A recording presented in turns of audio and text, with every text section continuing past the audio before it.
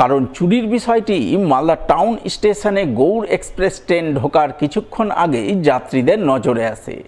Train town স্টেশনে ঢুকতেই মালদা শহরের বিবেকানন্দ পল্লীর এলাকার বাসিন্দা তনুশ্রী ভট্টাচার্য ট্রেনে চুরির বিষয়ে মালদা জিআরপি থানায় লিখিত অভিযোগ দায়ের করেন।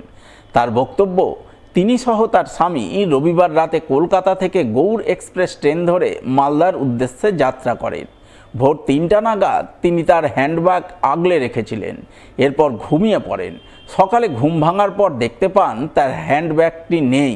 সেই ব্যাগে ছিল দুটি নামি দামি কোম্পানির মোবাইল, একটি এটিএম কার্ড, একটি ক্রেডিট কার্ড সহ নগদ ১৩০০ টাকা। তাই এই বিষয়ে তিনি মালদা টাউন স্টেশনের জিআরপি থানায় লিখিত অভিযোগ দায়ের করেন। তার আরও অভিযোগ, তবে শুধু তার একার নন, ট্রেনের আরও বেশ কয়েকজন যাত্রীর ব্যাগ, মোবাইল, ল্যাপটপ খোয়া গিয়েছে। তারাও জিআরপিতে অভিযোগ জানাতে গিয়েছিলেন।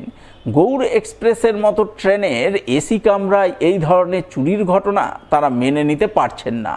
এতে ট্রেনের যাত্রী সুরক্ষা নিয়ে প্রশ্ন উঠতে শুরু করেছে।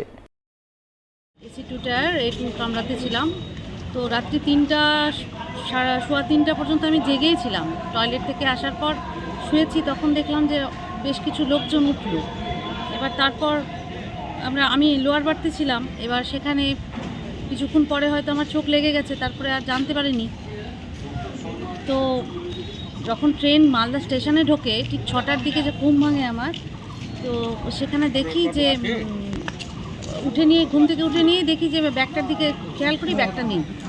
হ্যাঁ, এবার ব্যাগটা নেই। যখন আমি ব্যাগ নিই করে হাজব্যান্ডকে বললাম, ও নামলো, খোঁজাখুঁজি করলাম কিন্তু পেলাম না। তারপর স্টেশনে নেমে জিআরপিএফের এখানে আমরা এফআইআর করি। আর যখন এফআইআর করতে যাই তখন দেখি আমাদের সাথে সাথে আরও ৬-৭ জন, তাদেরও একই রকমভাবে কারোর হ্যান্ডব্যাগ, কারোর মোবাইল, একজনের তো ব্যাগ থেকে মোবাইলটা নিয়ে ডাস্টবিনের মধ্যে ব্যাগটা রেখে দিয়ে চলে গেছেন। কারোর বড় ব্যাগ, ল্যাপটপ এসব মিসিং।